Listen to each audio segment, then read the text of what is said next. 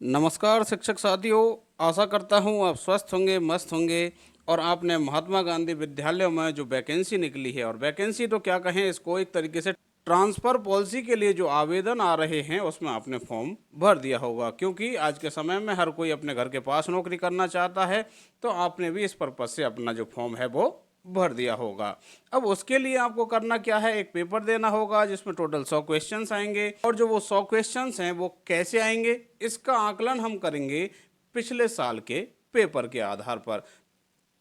चूंकि जो पिछले साल का पेपर था उसमें केवल 60 क्वेश्चन थे, और इस बार के पेपर में टोटल 100 क्वेश्चन पूछे जाएंगे। लेकिन जो ये पिछले साल का पेपर है, यह आपको यह आकलन करने में मदद करेगा कि जो क्वेश्चंस हैं वो किस लेवल के पूछे जाएंगे और किस किस तरीके से पूछे जाएंगे, कौन से टॉपिक से कितने क्वेश्चन, उनका टफनेस का लेवल क्या रहेगा। इन सारी चीज़ों को आपको जानने में मदद मिलेगी। तो आइए पिछले साल का जो पेपर था उसका हम सॉल्यूशन इस वीडियो में देखते हैं। देखिए, यहाँ पर जो पहला क्वेश्चन था वो आपका था पैसेज का, और इस पैसेज में से आपसे 5 क्वेश्चन पूछे गए थे। आप इस पैसेज को पढ़िएगा थोड़ा पॉज करके, और उसके बाद जो क्वेश्चंस हैं इनके आंसर देने का प्रयास कीजिएगा। अब इसमें जो आपका पहला क्वेश्चन क्या पूछ रखा है, the root cause of young boys and girls misbehaviour is, यानी युवा लड़के लड़कियों के मिसबिहेवियर का मूल कारण क्या होता है। अब ये पैसेज के अनुसार बताना है। पैसेज के अनुसार इस क्वेश्चन का जो आंसर है वो क्या बनेगा, आपका बी बनेगा। The fact that proper care of child is not taken in the house और sufficient interest is not shown to him, ये वाला इसका आंसर बनेगा। अगला जो क्वेश्चन है, what is the duty of a wise parent, यानी कि एक वाइज पेरेंट की ड्यूटी क्या होती है। तो यहाँ इसका जो आंसर है वो क्या बनेगा, to correct the faults of their children by paying more attention to them. ये पैसेज के अनुसार देख रहे हैं हम आंसर, यहाँ पर अपने को अपने मन से नहीं लगाने हैं। अगला क्वेश्चन है, why should not a rod be used to make children better. इसका आंसर होगा आपके ये बी होगा, because physical punishment does not improve them, क्योंकि जो फिजिकल पनिशमेंट है वह उनको सुधारता नहीं है। अगला question, what do boys and girls eight young age do, यानी कि यंग एज में जो लड़के लड़कियां हैं वो क्या करते हैं।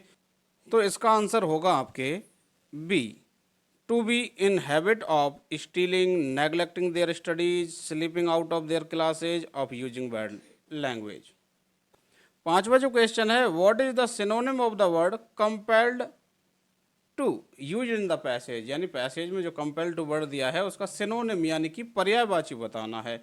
तो इसका आंसर क्या हो जाएगा, आपके फोर्स टू हो जाएगा। क्वेश्चन नंबर 6 से लेकर के 11 तक आपके क्या है, correct form of the verb, यानी कि वर्ब का सही रूप भरना है। तो क्वेश्चन नंबर 6 है, कोलंबस खालिस्तान अमेरिका।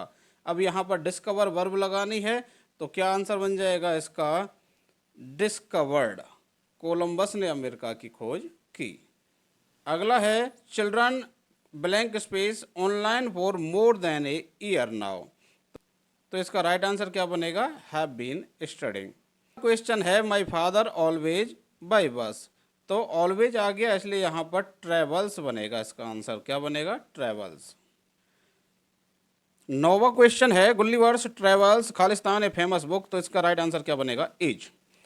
अगला, the patient Khalistan before the doctor केम। तो यहाँ पर क्या आ जाएगा, आपके हैड डाइड। और जो 11वां क्वेश्चन है, ए बार्किंग डॉग खालिस्तान नॉट बाइट। तो क्या बनेगा, a barking dog does not bite. आगे आप देखेंगे, fill in the blank with suitable modal from given option. 12 से 14 तक आपको क्या भरने हैं, मॉडल भरने हैं। और 12वां क्वेश्चन क्या है, work hard last you Khalistan fail. तो आपको पता ही होगा लास्ट के बाद में हमेशा ही कौन सा मॉडल आता है, शुड आता है। My grandfather is 85 but she खालिस्तान still read and write without glasses. तो यहाँ पर उसकी कैपेसिटीज को बताया जा रहा है, इसलिए यहाँ पर कैन हो जाएगा। क्वेश्चन है, Khalistan you help me with the house work please. तो यहाँ पर आपका जो राइट आंसर है वो क्या होगा, कुड होगा। क्वेश्चन नंबर 15 में क्या करना है, choose the word that has been spelled wrongly, यानी कि गलत स्पेलिंग वाला जो वर्ड है उसको आपको छांटना है। तो आपको यहाँ पर क्लियर दिखाई दे रहा होगा, बैलेंस। और अगला जो क्वेश्चन है उसमें आपका गलत स्पेलिंग वाला वर्ड कौन सा है, ये यहाँ पर CAUGH, ये नहीं है, ये कफ की स्पेलिंग गलत यहाँ पर कर रखी है, COUGH होता, तो ये ही आपका गलत है। और 17वें क्वेश्चन में आप देखेंगे कौन सी स्पेलिंग गलत है, आप देखेंगे एग्जाम्पल की स्पेलिंग यहाँ पर गलत दे रखी है, तो सी हो जाएगा। 18 से 21 तक आपको क्या करना है, राइट प्रीपोजिशन भरना है। अब 18वें में ही डाइड खालिस्तान कोलेरा, तो इसमें क्या आ जाएगा ऑफ, जब किसी बीमारी से किसी की मृत्यु होती है तो ऑफ आता है। 19वां ही लुक्स खालिस्तान हिज ओल्ड फादर, तो यहाँ पर क्या आ जाएगा आफ्टर आ जाएगा। लुक आफ्टर का मतलब होता है देखभाल करना, वह अपने वृद्ध पिता की देखभाल करता है। 20वां है I am writing a book Khalistan grammar, तो अब यहाँ पर क्या आ जाएगा आपके ऑन आ जाएगा, किसके ऊपर, ग्रामर के ऊपर लिखी जा रही किताब। You should apply Khalistan that post, तो ये तो आ ही जाएगा, आपको पता है फॉर दैट पोस्ट, 21वें में सी हो जाएगा। अब 22 से 25 तक क्या करना है, चेंज द वॉइस, यानी कि एक्टिव वॉइस से पैसिव वॉइस में आपको सेंटेंस चेंज करने हैं। Someone has made a hole in the fence, तो इसका जो पैसिव वॉइस है वो क्या बन जाएगा आपके, a hole has been made in the fence. 23वां जो क्वेश्चन है, people are discussing the issue, तो इसका क्या बन जाएगा, the issue is being discussed. अगला क्वेश्चन है डोंट प्लग द फ्लावर्स, तो इसका क्या बन जाएगा, let the flowers not be plucked. अगला क्वेश्चन है आई नो हिम, मैं उसे जानता हूं, तो इसका क्या बन जाएगा, he is known to me. अब क्वेश्चन नंबर 26 से लेकर के 29 तक आपसे नरेशन से रिलेटेड क्वेश्चन पूछे गए हैं, यानी डायरेक्ट इनडायरेक्ट के क्वेश्चन। तो पहला क्वेश्चन है the teacher said the earth moves around the sun, तो इसका राइट आंसर क्या हो जाएगा, C, the teacher said that the earth moves around the sun. अगला क्वेश्चन है he said to me do you know him, क्या बनेगा, C, he asked me if I knew him. Question number 28वां, he said what a beautiful scene, तो क्या बनेगा इसका, he exclaimed that it was a very beautiful scene, यानी answer क्या बन जाएगा, डी। और जो 29वां क्वेश्चन है, I said he has furnished his duty, तो इसका जो राइट आंसर है वो क्या बनेगा, I said that he had furnished his duty. अब क्वेश्चन नंबर 30 से लेकर के 32 तक निम्न के क्वेश्चन हैं, यानी कि पर्यायवाची के। तो यहाँ पर सबसे पहले किसका पर्यायवाची पूछा है, सिंपैथी का, सिंपैथी यानी सहानुभूति का। लेकिन यहाँ पर आप देख रहे हैं इन चारों ही क्वेश्चंस में से कोई सा भी आंसर सही नहीं है, इसलिए ये जो क्वेश्चन है वो डिलीटेबल है। अगला है आपका क्वेश्चन डिलीट, और डिलीट का एंटोनिम क्या बनेगा, इंसर्ट। क्वेश्चन नंबर 32 में ऑब्सलेट का विलोम शब्द बताना है, जो कि क्या होता है, रीसेंट होता है। क्वेश्चन नंबर 33 से 35 तक आपको करेक्ट सिनोनिम बताने हैं, यानी कि पर्यायवाची बताने हैं। पहला शब्द है लेथल, इसका जो पर्यायवाची है वो क्या होगा, फैटल। क्वेश्चन नंबर 34 में अबंडेंट का आपको सिनोनिम यानी पर्यायवाची या समानार्थी बताना है, तो वो क्या हो जाएगा, एम्पल, एम्पल यानी पर्याप्त, ए। अगला है नॉस्टैल्जिक, नॉस्टैल्जिक का आपको पर्यायवाची बताना है, तो इसका क्या हो जाएगा, होमसिक। अब क्वेश्चन नंबर 36 से 38 तक आपको वन वर्ड, किसी एक्सप्रेशन के लिए आपको वन वर्ड बताने हैं, यानी पूरी लाइन के लिए आपको एक शब्द बताना है। Someone who eats a lot of food, वह व्यक्ति जो बहुत ज़्यादा खाना खाता है उसको क्या बोलते हैं हम, ग्लूटन बोलते हैं। क्या बोलते हैं, ग्लूटन बोलते हैं, तो आंसर सी हो जाएगा।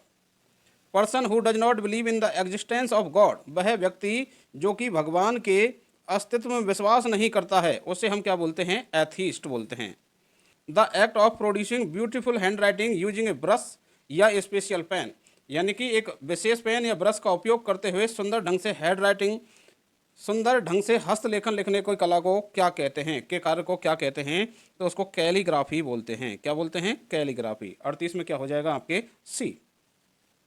क्वेश्चन नंबर 39 से 41 में आपको क्या बताना है, मोस्ट अप्रोप्रिएट मीनिंग, यानी कि सर्वाधिक उचित अर्थ बताना है। जो यहाँ इडियम एंड प्रोवर्ब्स दे रखी हैं उनका आपको उचित मीनिंग यहाँ पर बताना है। पहला है to leave someone in a lurch, ये जो प्रोवर्ब है इसका अप्रोप्रिएट मीनिंग क्या है, to desert someone in his difficulties, यानी कि किसी को उसकी परेशानी में छोड़ देना। अगला क्वेश्चन है एट वंस एल्बो, इसका उचित मीनिंग होगा next to someone, next to someone. अगला है to make castles in the air, यानी हवाई किले बनाना, इसका जो उचित मीनिंग है वो आपका क्या हो जाएगा, विजनरी प्रोजेक्ट। क्वेश्चन नंबर 42 से 46 तक आपका क्या करना है, करेक्ट आर्टिकल या डिटर्मिनर भरना है। तो पहला है देयर इज नॉट खालिस्तान ट्रुथ इन दिस स्टेटमेंट, तो यहाँ पर क्या आ जाएगा, का एनी आएगा। यहाँ पर ये ए पे माई जो लिखा हुआ है ये गलत है, क्या आएगा, एनी आएगा। अगला क्वेश्चन है Rekha has eaten the chocolate in the box, तो इसमें क्या आ जाएगा आपके all the chocolates in the box, all आ जाएगा इसमें। अगला क्वेश्चन है आपका, the police spoke separately to खालिस्तान सस्पेक्ट। तो इसका जो राइट आंसर है वो क्या बनेगा, ईच। अगला क्वेश्चन है, they got Khalistan second chance. तो इसमें जो आएगा आपका द यानी कि सी। अगला क्वेश्चन है, Patna is Khalistan ancient city. तो इसका जो राइट आंसर होगा वो होगा एन। अब यहाँ से आगे जो क्वेश्चन नंबर 47वां और 48वां जो है वो इसमें आपको क्या करना है, कनेक्टिव्स लगाने हैं, संयोजक लगाने हैं। तो इसमें पहला जो क्वेश्चन है, बैक्टीरिया आर खालिस्तान tiny for us to see with naked eyes. तो इसमें क्या आ जाएगा आपके too, bacteria are too tiny for us to see with naked eyes. अगला क्वेश्चन, बोथ राम खालिस्तान श्याम आर इंटेलिजेंट। तो क्या बन जाएगा यहाँ पर, both Ram and Shyam are intelligent. अब यहाँ से आगे जो अगले क्वेश्चन है, क्वेश्चन नंबर 49 और 50, इसमें आपसे रिलेटिव प्रोनाउन पूछे गए हैं। और पहला क्वेश्चन आपका क्या है, this is the boy Khalistan all admires. तो दिस इज द बॉय हुम ऑल एडमायर, तो ये बन जाएगा। अगला है, the lion Khalistan colour is white is from Africa. वह शेर जिसका रंग सफ़ेद है वो कहाँ से है, अफ्रीका से है। तो क्या बन जाएगा, हुज कलर इज वाइट। अगला क्वेश्चन है, व्हेन वॉज मुख्यमंत्री बाल गोपाल योजना स्टार्टेड। यहाँ से आपके जो शिक्षा विभाग की योजनाएं हैं उनसे रिलेटेड क्वेश्चन शुरू हो जाते हैं। और क्वेश्चन क्या पूछा गया है कि मुख्यमंत्री बाल गोपाल योजना कब शुरू हुई थी। तो ये कब शुरू हुई थी, 29 नवंबर 2022 को शुरू हुई थी। अगला क्वेश्चन है, अंडर मुख्यमंत्री free uniform distribution scheme up to which class the uniform is distributed to student. यानी कि मुख्यमंत्री निःशुल्क यूनिफॉर्म वितरण योजना में कौन सी क्लास तक के विद्यार्थियों के लिए यूनिफॉर्म बांटी जाती है। तो आपको पता ही है 1 से 8 तक बांटी जाती है। अगला क्वेश्चन है, when was Mahatma Gandhi government school English medium scheme started. तो ये जो Mahatma Gandhi government English medium school की जो योजना थी ये कब शुरू हुई थी, जून 2019 में शुरू हुई थी। A, what is the full form of RKSMBK।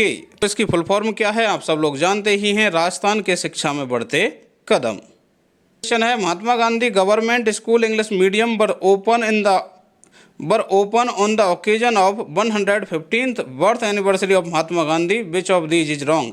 महात्मा गांधी जी की 150वीं वर्षगांठ पर महात्मा गांधी ये स्कूल खोले गए। अब इसके बारे में कौन सी बात गलत है, तो आप यहाँ पर देखेंगे जो डी ऑप्शन है वो गलत है। और क्या क्या रखा है, they are related to the central board of secondary education, यानी CBSE से रिलेटेड हैं, जबकि ये तो RBSE से रिलेटेड हैं। तो यही स्टेटमेंट गलत है। Which program has been started for career guidance after class 10th in schools. यानी कक्षा 10 के बाद विद्यालयों में कैरियर गाइडेंस के लिए कौन सा प्रोग्राम शुरू किया गया था। तो आपको पता ही है, डायल फ्यूचर प्रोग्राम शुरू किया गया था। अगला क्वेश्चन है, when was the Kalibai Bhil मेधावी छात्रा स्कूटी स्कीम स्टार्टेड। कालीबाई मेधावी छात्रा स्कूटी स्कीम कब शुरू हुई थी। तो ये जो योजना है वो 1 अप्रैल 2020 को शुरू हुई थी। अगला question, how many rupees monthly grant per child is given to school going children of 6 to 18 years in orphan category under Palanhar योजना। यानी पालनहार योजना में अनाथ श्रेणी में 6 से 18 साल तक के स्कूल जाने वाले बच्चों के लिए कितनी ग्रांट दी जाती है। तो उस समय कितनी ग्रांट दी जाती थी, 1000 रुपये दी जाती थी, अब बढ़ गई है। अगला क्वेश्चन है, which app has been launched to digitalize the process of continuous monitoring of education progress and activities in government school. यानी कि सरकारी विद्यालयों में एजुकेशन प्रोग्रेस की कंटिन्यूस मॉनिटरिंग की प्रोसेस को डिजिटल बनाने के लिए कौन सा ऐप लॉन्च किया गया था। तो कौन सा ऐप था वो, शाला संबलन ऐप। लास्ट जो क्वेश्चन आपसे पूछा गया था, what is the theme of the first Saturday of every month celebrated as no bag day.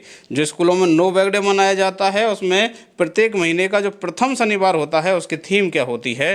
तो वो क्या थीम होती है, नो राजस्थान, यानी कि राजस्थान को जानो। तो इस तरीके से साथियों आपका ये पेपर था और लगभग ऐसा ही पेपर आने वाला है आपके लिए।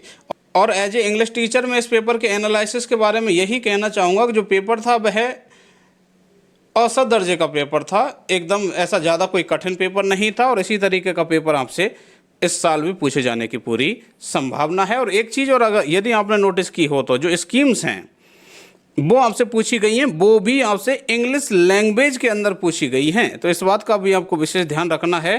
करता हूं दोस्तों आपके लिए वीडियो अच्छा लगा होगा और आपके लिए हेल्पफुल रहा होगा। तो ये वीडियो अच्छा लगा है तो आप इस वीडियो को लाइक करके हमें मोटिवेट कर सकते हैं। और यदि आप हमारे चैनल पर नए हैं और आपने हमारे चैनल को सब्सक्राइब नहीं कर रखा है तो सब्सक्राइब करके बेल आइकन प्रेस कर लीजिए, ताकि हमारे आगामी जो वीडियोज़ हैं जो कि आपके इस एग्ज़ाम से रिलेटेड भी होंगी, उन सभी का नोटिफिकेशन आप तक पहुंच सके। मिलते हैं अगली वीडियो में, तब तक के लिए धन्यवाद।